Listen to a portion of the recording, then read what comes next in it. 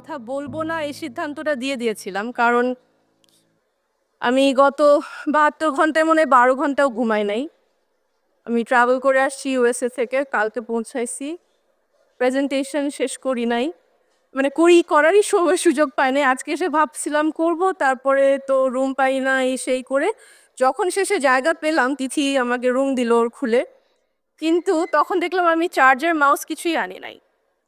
So তখন আবার মাথা, যাই হোক, এখন আমি জানি না, হঠাৎ হ্যাং হয়ে যেতে পারি, হলে কেউ এসে একটু গুতা-টুতা মেরে যাবেন। এখন আমার টপিক যেটা প্রস্তাবনা, সেটা হচ্ছে reimagining care for a future of precarity. এখন কেয়ার বলতে আসলে আমরা কি কি বুঝাচ্ছি এবং কেন care why is it important? আমি যত্ন শব্দটা বাংলায়, এটা বোঝার চেষ্টা করলাম একটু, যে আসলে এটার যত্ন শব্দটার উৎপত্তিটা বোঝার একটু চেষ্টা করছিলাম। তো আমি নিজে এটিমোলজি খুব পছন্দ করি। অন্যরা যখন ভাষাবিদরা কোনো শব্দের এটিমোলজি করে ওটা রুটটা বোঝার জন্য, তা আমি নিজে তো এটিমোলজিস্ট না, তো এআই ভাইয়ের একটু সাহায্য নিলাম যে কিভাবে যত্ন শব্দটার এটিমোলজি করা যায়।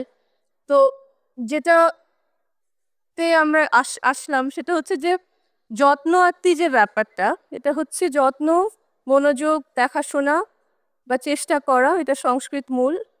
আর আত্মি শব্দটা আসছে আততি থেকে, এটার অর্থ প্রসারিত করা বা যত্ন নেওয়া।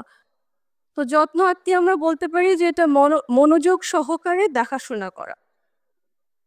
এখন মনোযোগ শব্দটা তাহলে আসলে কি? যে মনোযোগ দিচ্ছি, শুধু যত্ন করছি এটা না, শুধু দেখাশোনা করছি এটা না, এটা আমাকে মন দিয়ে করতে হবে। তো মন শব্দটাও মূল হচ্ছে সংস্কৃত এবং এটার অর্থ মন, চেতনা বা বুদ্ধি।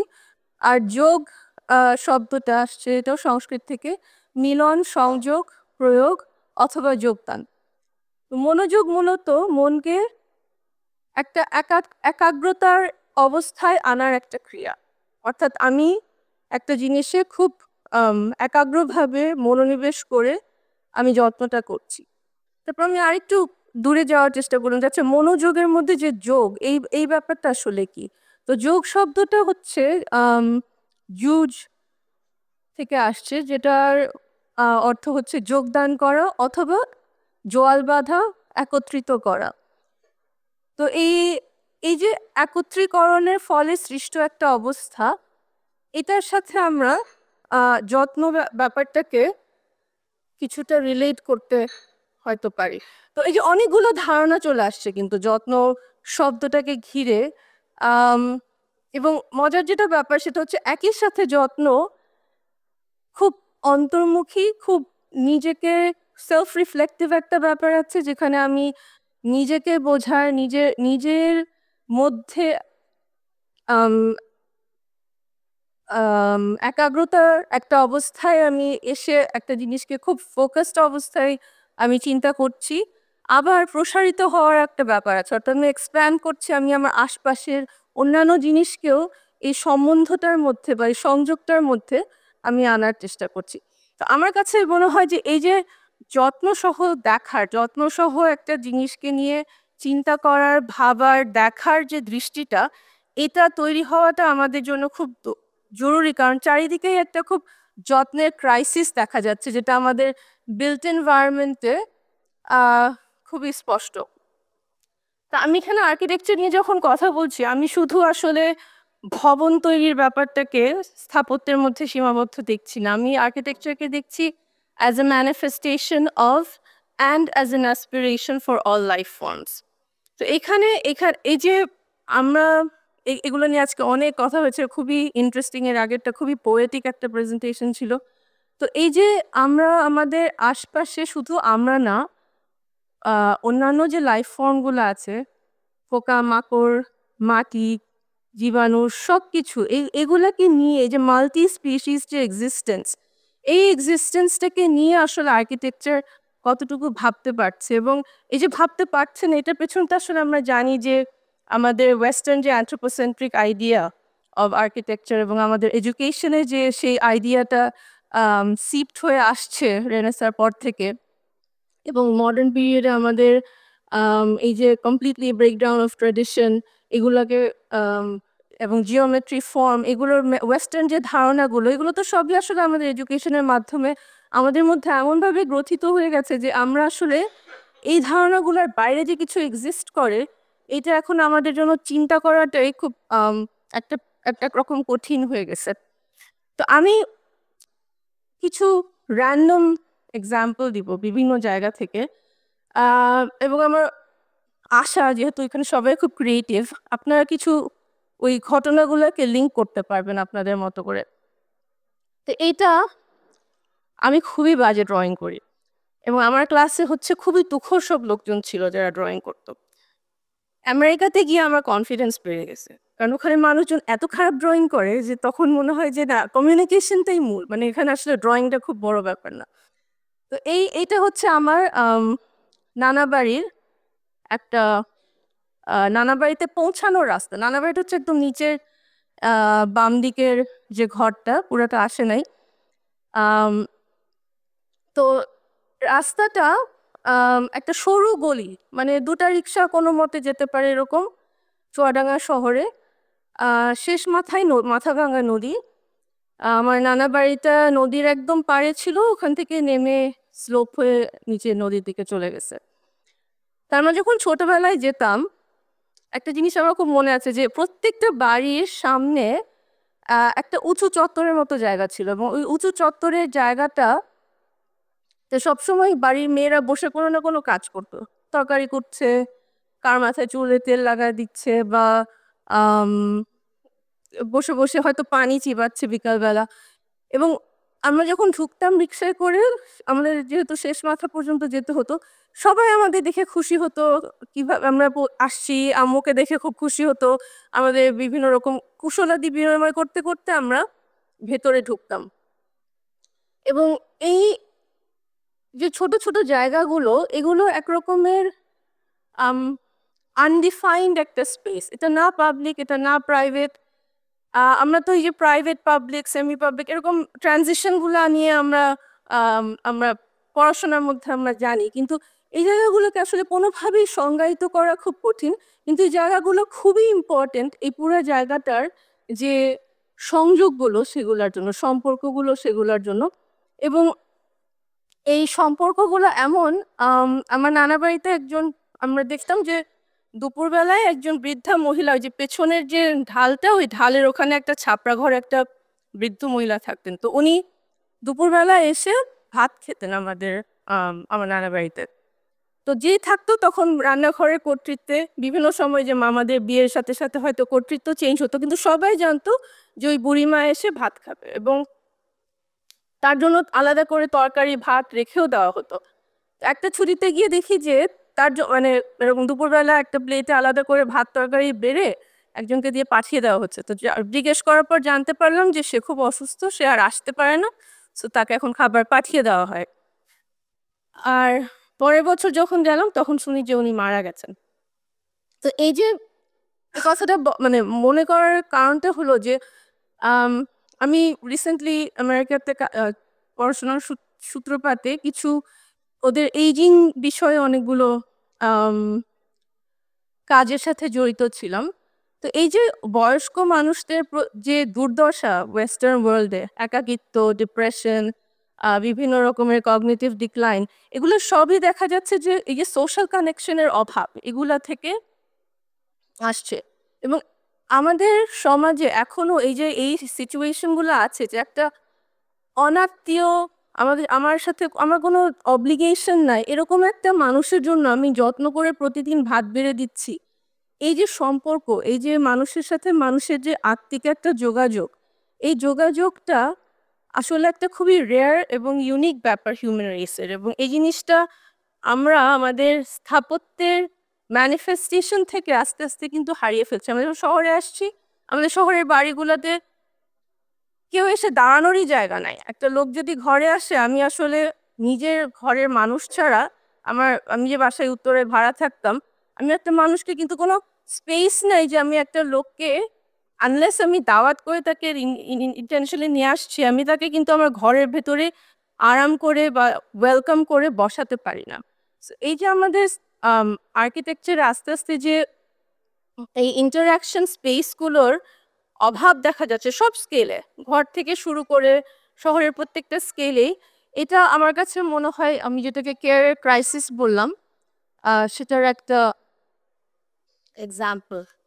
তো এটা আবার আরেকটা উদাহরণ, এটা আমার দাদা বাড়ির। তো আমার দাদা বাড়ি হচ্ছে দিনাজপুরে, এটা মাটির ঘর। তো ওখানে মাটির ঘর, যেটা সবাই বুঝতে পারছেন, যে চারিদিকেই একটা শক্ত মাটির দেয়াল দিয়ে ঘরটা ভেতরে উঠান।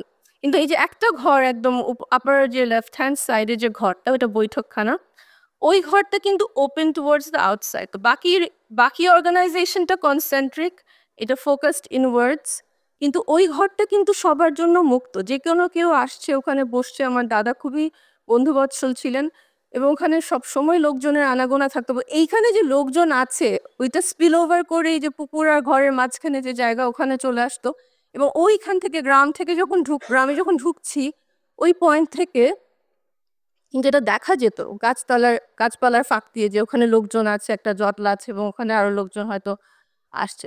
সো এই কানেকশনটা কিন্তু ভিজুয়ালিও আমরা extended outwards to the other parts of the community.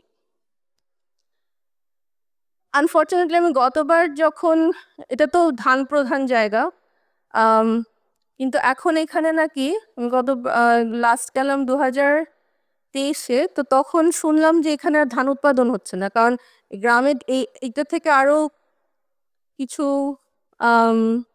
গজ গেলে হাউজিং ডেভেলপমেন্ট শুরু হয়েছে। এবং এই হাউজিং ডেভেলপমেন্ট সব মাটি উঁচু করে ওরা প্লট করে করে ধানি জমিগুলো বিক্রি করছে, যার ফলে এই জায়গাতে জলাবদ্ধ হয়ে এখন আর ওরা ধান চাষ করতে পারছে না। এরকম একটা ধান উৎপাদন প্রধান একটা জায়গাতে আমরা আর ধান উৎপাদন করতে পারছি না। সো এই যে আমরা শহর গুছানোর কথা অনেক হচ্ছে, কিন্তু আমরা কি আসলে যত্ন দিয়ে গুছাচ্ছি? আমরা কতটুকু যত্ন দিয়ে দেখছি, আর কতটুকু যত্ন দিয়ে বোঝার চেষ্টা করছি, আর কতটুকু যত্ন দিয়ে আমরা আসলে নকশাগুলো বা আমাদের গুছানোর প্রয়াসগুলো আসলে কতটুকু করছি, সেটা আমার মনে হয় একটু চিন্তার বিষয়। এটা ইয়ে থেকে তোলা, তেঁতুলিয়া, ওখানে একটা প্রজেক্টের কাজে গিয়েছি কয়েকবার। তো ওইখানে যাওয়ার পরে, এটা মহানন্দা নদীর তীরে, কেউ যদি না গিয়ে থাকেন, খুবই সুন্দর একটা জায়গা। আমি বাংলাদেশে এত অদ্ভুত একটা, মানে বাংলাদেশ সব নদী সুন্দর, কিন্তু এটা হচ্ছে যে ইন্ডিয়ার ভেতর পাশ, এটা তো ওই যে বর্ডারিং রিভার আর কি, তো পাশ ঘুরে আসছে ইন্ডিয়ার বাংলাদেশের মাঝখান দিয়ে, আর ভীষণ সুন্দর সূর্যাস্ত দেখা যায় ওটার পাড়ে। তো সকালবেলা এই লোকগুলো শীতের সকালে ঠান্ডা পানির মধ্যে গিয়ে এভাবে ঘন্টার পর ঘন্টা দাঁড়িয়ে থাকে পাথর তুলে, এবং এই পাথর এখানে বিস্তীর্ণ এলাকা জুড়ে এইভাবে ভেঙে ঢাকায় আসছে, যাতে আমরা আমাদের কাজে ব্যবহার করতে পারি। এবং এই আশপাশের পুরা জায়গাটা কিন্তু ফসল আর হচ্ছে না। এখানে ওরা যেসব চাষাবাদ করতো ওগুলা করতে পারছে না।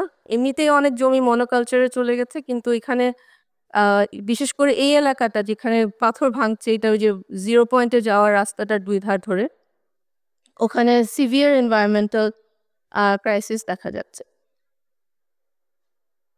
এই ছবিটাও এই জায়গাটা থেকে খুব দূরে না, একটু নদীর পাড়ে কতগুলো ঘর আছে। বিকালবেলা একদিন আমরা নদীর পাড়ে যাওয়ার পথে দেখি এখানে অনেকগুলো বিভিন্ন বয়সের মহিলা মেয়ে, তারা এইভাবে বসে আড্ডা মারছে, এবং এটা ওদের একটা প্রাত্যহিক ব্যাপার। এবং এই যে যোগাযোগগুলো, তেঁতুলিয়া শহরটা না আমার খুবই প্রিয় একটা জায়গা।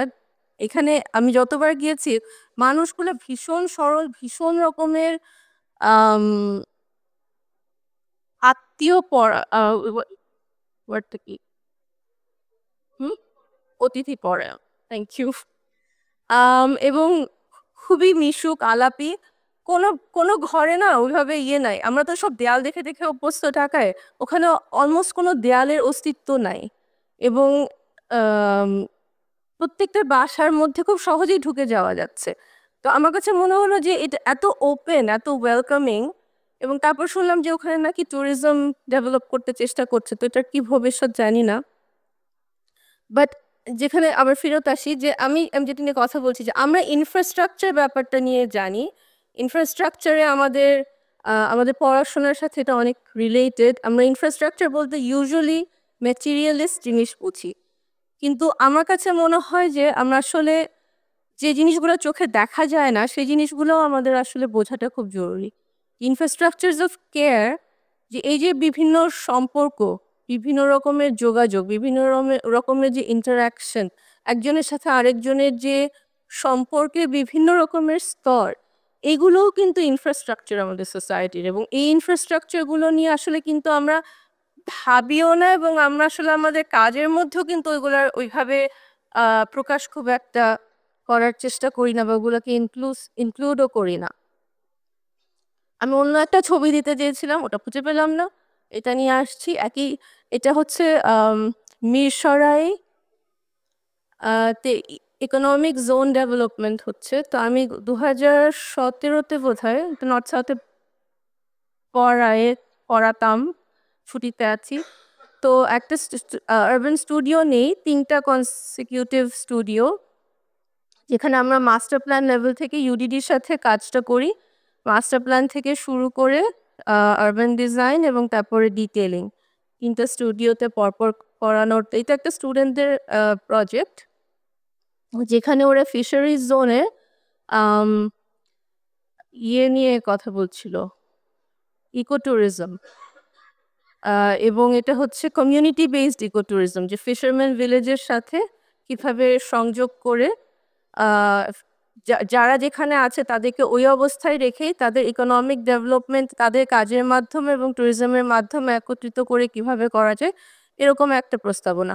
তো এই ছবিটা আমি এখানে আনার কারণ হচ্ছে যে এই যে ল্যান্ডস্কেপ, এই ল্যান্ডস্কেপের একটু আগে রাজীব বললো যে এটা আসলে এত ইউনিক ল্যান্ডস্কেপ। আমাদের ল্যান্ডস্কেপের মতো ল্যান্ডস্কেপ কিন্তু পৃথিবীর আসলেই কোথাও নাই। আমরা আজকে প্রত্যেকটা প্রেজেন্টেশনেই দেখছি যে এই যে আমাদের এখানে গাছ, বীজ ফেলালেই মাটিতে বীজ ফেললেই গাছ হয়ে যাচ্ছে, জঙ্গল হয়ে যাচ্ছে, এত পানির সাথে যে সবুজের সাথে যে সহাবস্থান, এই এই এবং তার সাথে যে আরো অন্যান্য এগুলোর সাথে তো প্রত্যেকটার সাথে বিভিন্ন রকমের স্পিসিসও, ইন্টারস্পিসিস রিলেশনশিপও আছে এখানে।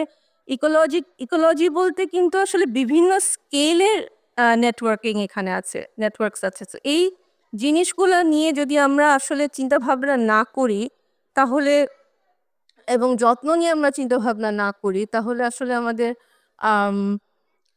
কাজটা কখনোই পরিপূর্ণ একটা আকার ধারণ করতে পারে না বলেই আমার ধারণা। তো এখানে আরেকটা জিনিস হচ্ছে যে আমরা যখন আমাদের দেশে যখন মানুষ ঘর বানায় ট্র্যাডিশনালি, এই ঘর বানানোটা কিন্তু একটা খুব ট্যাকটাইল, খুব পার্সোনাল একটা জায়গা থেকে আসে, এবং এটার মধ্যেও এক রকমের যত্ন থাকে। এবং এই যত্নটা কিন্তু শুধু ঘর বানানোর মধ্যেই সীমাবদ্ধ থাকে না, এটা হচ্ছে ঘরটা কিন্তু তারপরেও ওদেরকে মেনটেন করতে হয়। সময় শেষ, আচ্ছা। সো এক মিনিট।